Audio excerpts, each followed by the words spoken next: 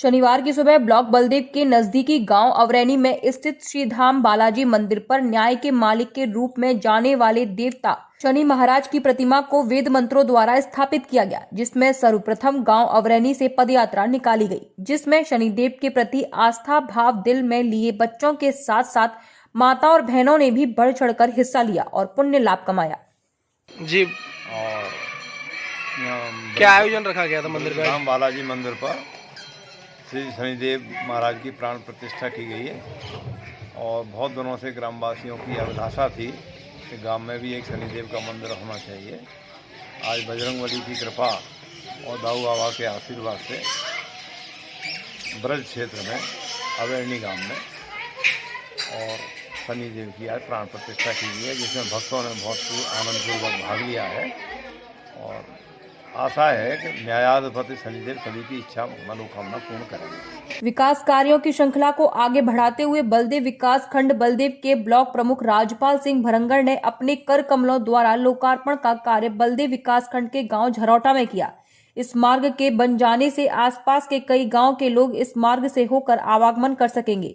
इस मौके पर स्थानीय ग्रामीणों द्वारा उनका माला पहनाकर स्वागत किया गया।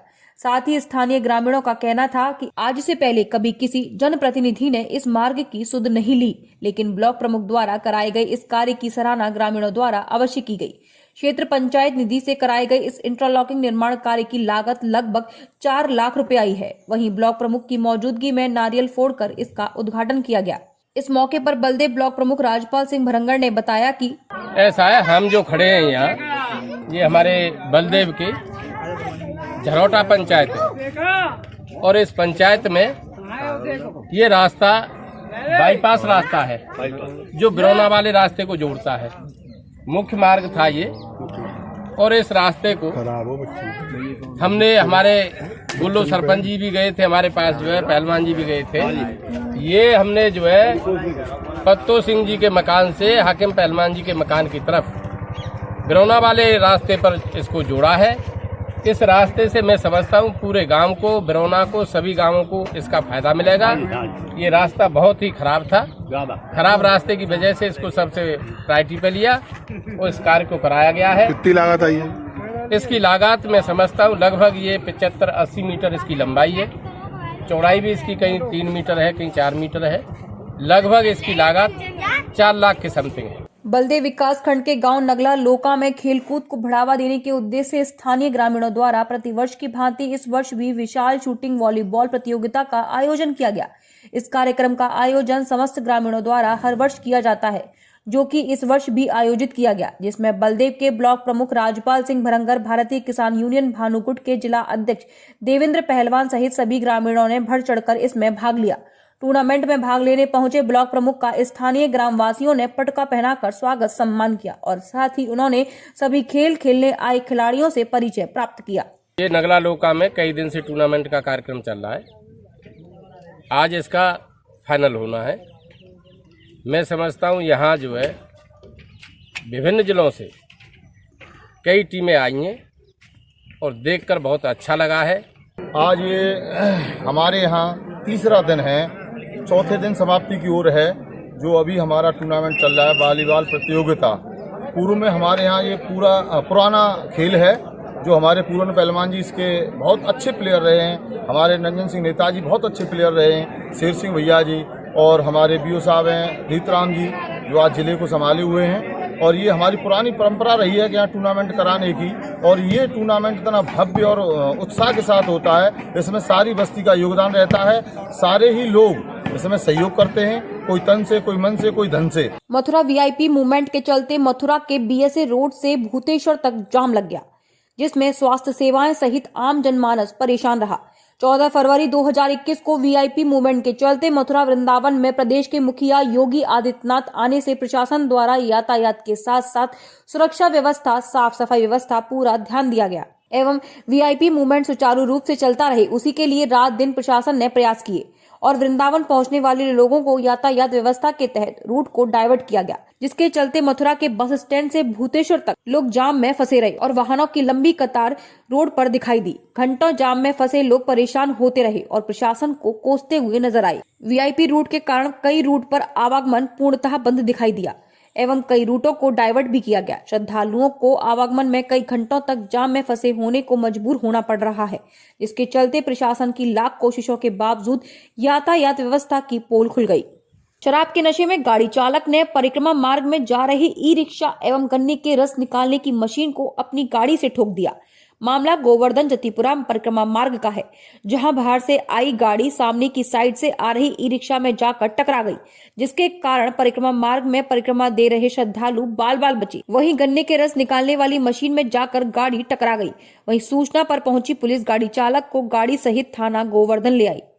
गौर करने की बात यह है कि एनजीटी के कड़े आदेशों के बाद भी भारी गाड़ियां परिक्रमा मार्ग में बेलगाम घूमती हुई नजर आती हैं, जिनके कारण श्रद्धालुओं को दुर्घटनाओं एवं असुविधाओं का सामना करना पड़ रहा है। अब देखना यह है कि प्रशासन इस ओर ध्यान देता है या नहीं, फिर एनजीटी के आदेशों की यूं ही धज्जियां उड़ती रहेंगी।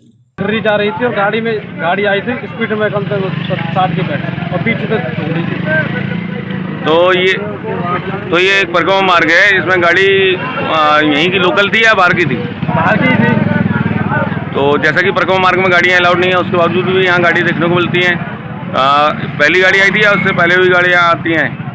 आती है गाड़ी। तो अब ये तो दारू पी के आया था और उसने अचमचक ठोक दी थी। तो किसका नुकसान हुआ है? आपका भी नुकसान हुआ? अब नुकसान बहुत हो गया, पहिया टेढ़ा हो गया और टूल टूट गया सब। सुबह से लापता छात्र का खून से लथपथ शव गांव के पास आम के बाग में पड़ा हुआ मिला। शव के पास से देसी तमंचा भी बरामद हुआ है। आशंका जताई जा रही है कि युवक ने गोली मारकर आत्महत्या की है। दरअसल पूरा मामला जनपद सहारनपुर की कोतवाली बेहट इलाके के गांव सलेमपुर गदा का है, जहां गांव के ही रहने वाले बबलू सैनी का 24 वर्षीय बेटा उदित सैनी सुबह घर से निकला था। परिजन उसकी तलाश में लगे हुए थे। युवक का खून से लथपथ शव गांव के पास एक आम के बाग में पड़ा मिला।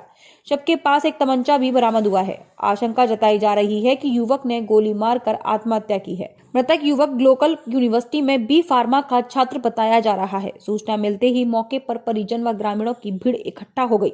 खबर मिलने पर कोतवाली बेहट पुलिस भी मौके पर पहुंची, जहां पुलिस ने शव का पंचनामा भर पोस्टमार्टम के लिए भेज दिया।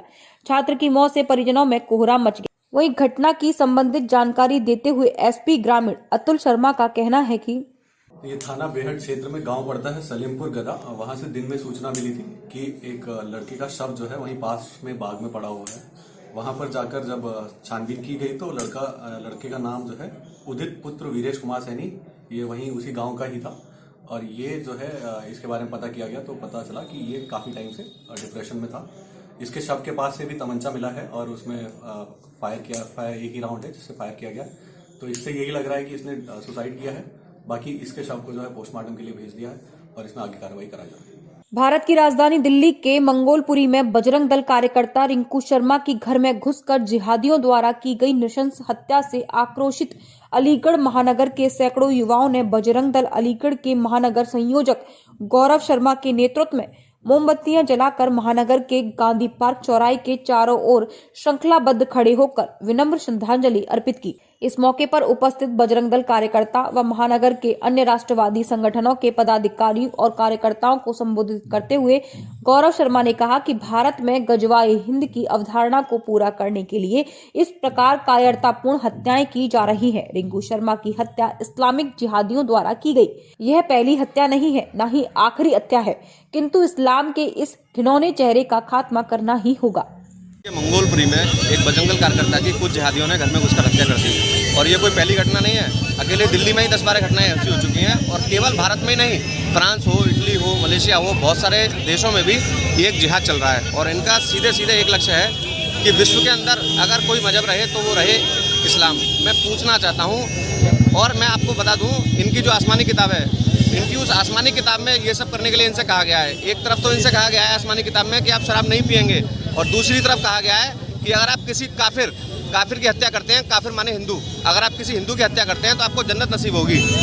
मैं पूछना चाहता हूँ ये कब तक चलेगा? इन्होंने, इस्लाम ने ना तो अपने खलीफा छोड़े, ना ही जो इनके मोहम्मद साहब थे उनके भतीजे छोड़े। ये कब तक चलने वाला है और हिंदू कब तक इस प्रकार करता रहेगा, मरता रहेगा? अब समय आ गया है ईंट का जवाब पत्थर से देने का।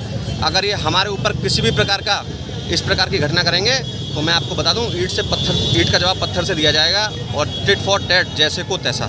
साथ ही हमारी मांग है, जब उत्तर प्रदेश में अखलाक की हत्या होती है तो अरविंद केजरीवाल जो कि दिल्ली के मुख्यमंत्री हैं, उत्तर प्रदेश आके अखलाक को 1 करोड़ देते हैं और विभिन्न व्यवस्थाएं करते हैं। तो आज रिंकू शर्मा के लिए दिल्ली से दिल्ली अरविंद केजरीवाल क्यों नहीं पहुंचे? ये हिंदू समाज है और ये पूरी तरह से जाग चुका है और बजरंग दल का एक एक युवा इसको जगाने में लगा है। हम सरकार से हमारी इतनी मांग है, इस पूरी घटना में जो लोग सीधे सीधे दोषी हैं उनको फांसी हो और साथ ही जो इस घटना में लिप्त हैं किसी भी तरह से, उन सभी के ऊपर रास्ता लगाई जाए।